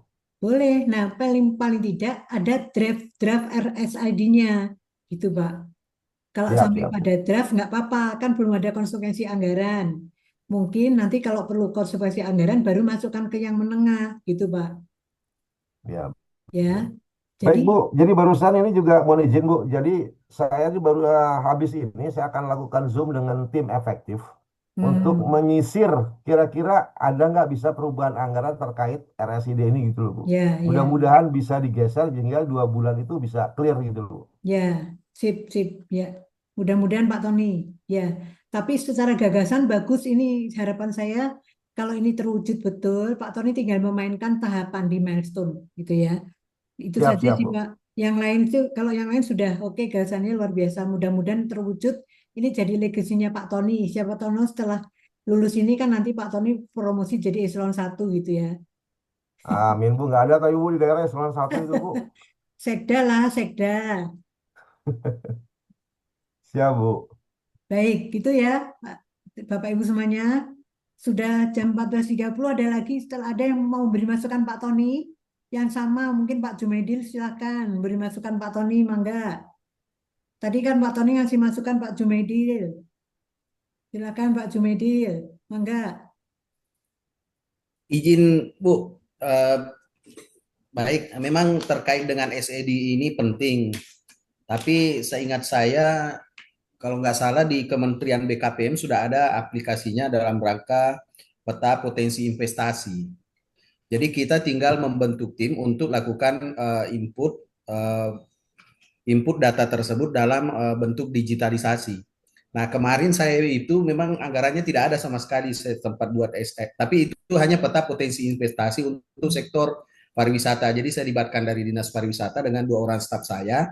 Alhamdulillah itu pas 3 bulan kalau nggak salah tiga sampai 4 bulan itu selesai peta investasinya. Hmm. Jadi itu memang difasilitasi dari kementerian. Saya rasa mungkin dari Pak Tony bisa kolaborasi dengan Kementerian BKPM. Ya Hmm. kita tinggal kalau memang mau nyusun yang baru untuk inovasi di daerah mungkin lebih bagus lagi. Tapi Hmm. kemarin kami minta fasilitasi dari Kementerian BKPM dalam rangka SID ini, Bu. Hmm. Terima kasih. Ya. Tapi itu baru sampai kepada peta penyusunan potensi investasi, Bu. Hmm. Belum kepada dokumennya. Ya, ya, ya. Tapi alhamdulillah itu memang agak lama juga sih karena memang dalam rangka menyusun peta ini seperti itu yang Pak Tony bingungkan. Hmm. Bisa nggak secepat itu ya? Hmm. Tapi kalau mungkin ditarik yang katakanlah mungkin beberapa item saja yang memang Hmm. dominan di Bandung Barat yang sudah Ya. yang belum ada pengembangannya saat ini, Hmm. itu yang kita fokuskan. Saya rasa mungkin 1-2 bulan bisa lah Ya, dengan ya. menggunakan aplikasi dari BKPM. Hmm. Saya rasa itu. Ya. Cuma Terima memang kasih. kemarin kami sempat 3 bulan itu karena ada kurang lebih 5 lokasi yang kami usulkan, sehingga Hmm. waktu durasinya itu cukup lama. Ya. Terima kasih, Bu. Terima kasih Pak Jumaidil. Itu Pak Tony. Mangga Pak Tony. Ya, Bu. Jadi gini, yang dari pusat itu tidak letterless langsung ke Bandung Barat, tapi ke Bandung Raya, Bu. Jadi Hmm. mengapa itu Bandung Raya? Nah, kami sementara yang investasi core utamanya kami, core bisnisnya itu adalah pariwisata dan agroindustri, Bu. Hmm. Jadi di sana kita fokusnya dan kebetulan kalau yang dari pusat, contohnya dari pusat itu yang mengadop PSN, Bu, Program Strategis Nasional. Contoh, Hmm. kemarin yang kereta api cepat WUS, itu Hmm. kan given buat kami, Bu, dipaksa. Tapi Ya. setelah selesai, ini kan tidak ada investasi yang lain, memang Hmm. besar, sampai Ya. 12 triliun. Ya. Cuman yang lainnya tidak. Nah, itu yang kami istilahnya mengisi kekosongan-kekosongan yang dari Hmm. pusat itu, Bu. Ya, ya. Ya, ya, ya. Oke Pak Tony, itu Pak Tony. Pak Jumaidil, terima kasih masukannya. Pak Tony juga akan Siap, mencoba mengaitkan dengan sesuai tusinya Pak Tony, itu kewenangannya. Gitu ya Pak Tony ya. siap, Ya. siap, Bu. Sukses Pak Tony, insya Allah. Siap, Ibu. Ya, Terima baik, kasih. terima kasih.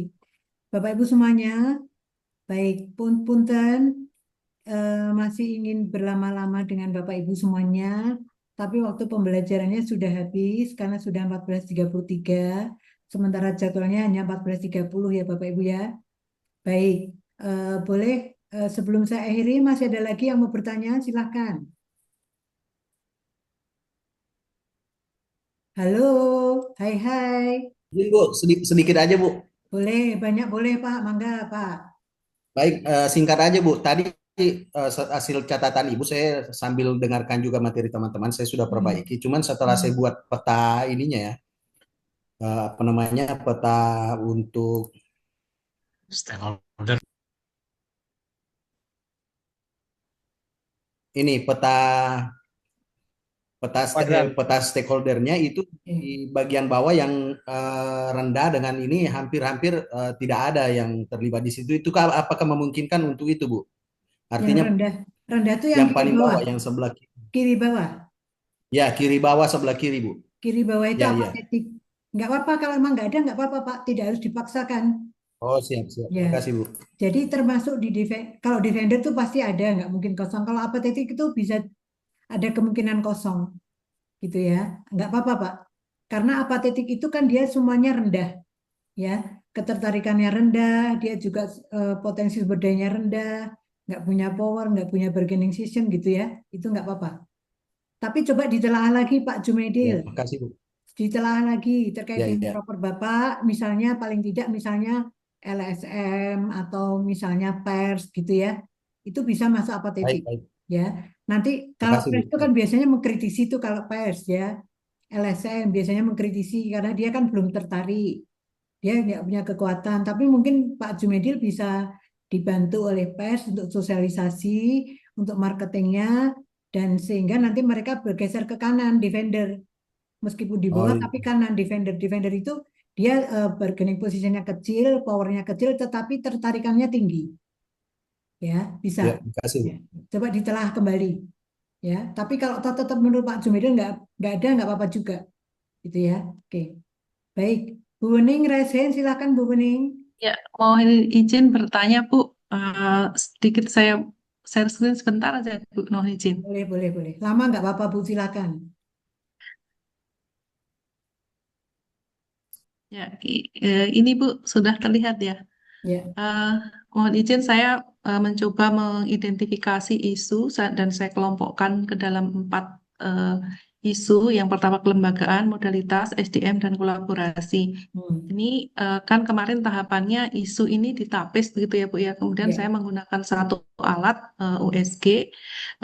Kemudian terpilihlah yang memiliki prioritas adalah yang kolaborasi.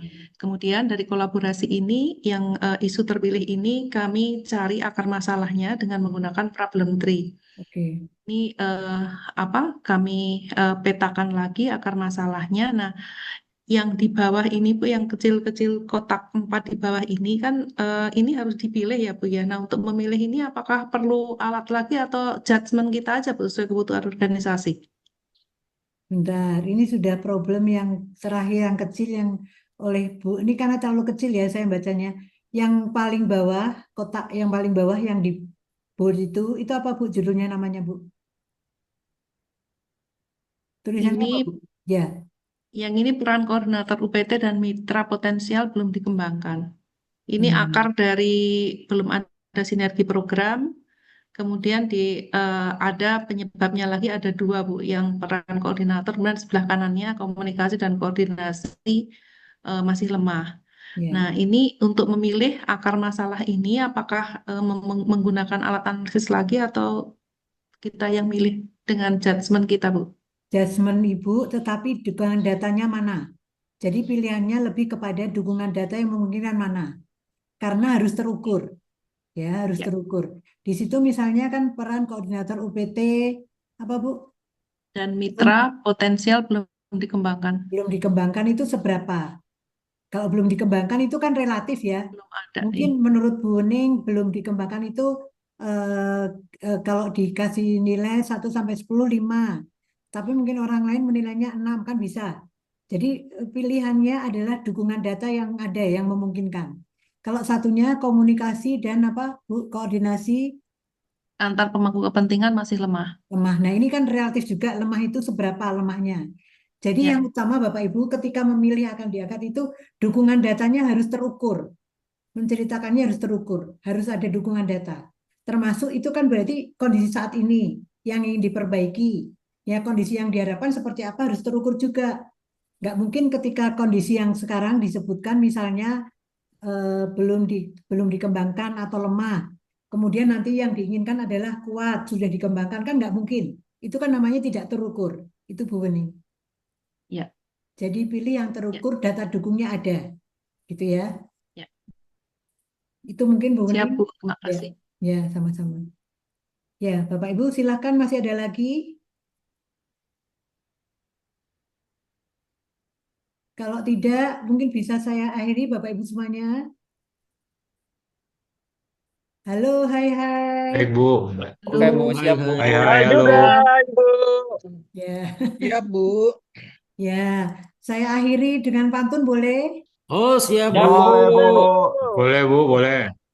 Agar abadi memadu kasih. Cakep. Cakep. Mantap. Jangan hati ada cemburu di hati kita. Cakep. Mantap. Pada Bapak Ibu saya ucapkan terima kasih. Cakep. Asik. Komitmen dan keseriusan Bapak Ibu membuat saya bangga dan bahagia. Mantap. Terima kasih Ibu. Mantap. Terima kasih, Bu. Terima kasih Terima Bapak kasih, Ibu Bu Makasih Bu sekalian. masukannya. Ya, mohon maaf kalau ada kurangnya. Selamat Sama-sama. bertemu Sama-sama di Ibu. Sama-sama Bu. Balas pantunnya Bu. Masih belajar. Ya, Mau dibalas pantunnya boleh silakan. Pak Mangga Ridwan. Ya, Pak Ridwan. Mentari senja tenggelam perlahan. Mantap. Cakep. Menyisakan cahaya penuh harapan. Mantap. Cakep. Bu Reno, Putus-putus. terima kasih dalam segala urusan. Cakep. Cakep. ya, sama-sama Pak, Bapak Ibu semuanya. Selamat bertemu ke Satu lagi. masing-masing. Sukses Oh, sekali, sukses lagi. Jangan lupa Amin. bahagia, jaga kesehatan. Pak Samsul Marlin, insya Allah sehat sudah sehat selalu. insya Allah. Ya, Sehat Bu. terima kasih. Jangan lupa bahagia Bapak Ibu semuanya. Selalu Assalamualaikum bahagia Bu. Ya, Bu. Selalu Baik, Bu. bahagia. warahmatullahi wabarakatuh. Waalaikumsalam Waalaikumsalam warahmatullahi warahmatullahi wabarakatuh. Ya, izin live ya Bapak Ibu. Siap Ibu. Sukses. Bu. Baik, Bu. Mana Pak Sahril?